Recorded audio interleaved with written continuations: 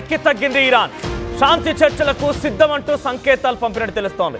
ఇప్పటికే అరబ్ దేశాలతో అమెరికాకు రాయబారం పంపింది. అయితే ఇజ్రాయెల్తో వెంటనే యుద్ధం ఆపేస్తామని సిగ్నల్ ఇస్తోంది ఇరాన్.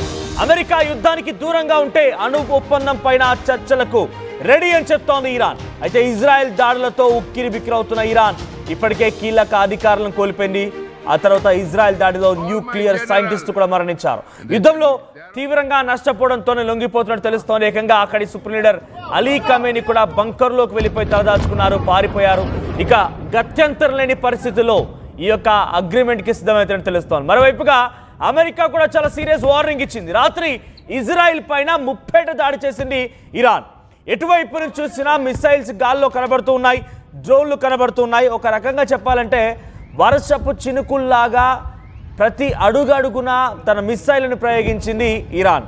అయితే ఇరాన్ చేసినటువంటి దుశ్చర్యకి సివిలియన్సే టార్గెట్గా పాల్పడేటువంటి ఈ చర్యలకి వెంటనే ఉపక్రమించుకోవాలి, లేదనంటే మీరు టెహరాన్ వదిలి వెళ్ళిపోండి, టెహరాన్ అంతేంటో మేం చూస్తామని చెప్పి అమెరికా అధ్యక్షుడు డొనాల్డ్ ట్రంప్ చాలా సీరియస్ వార్నింగ్ ఇచ్చారు.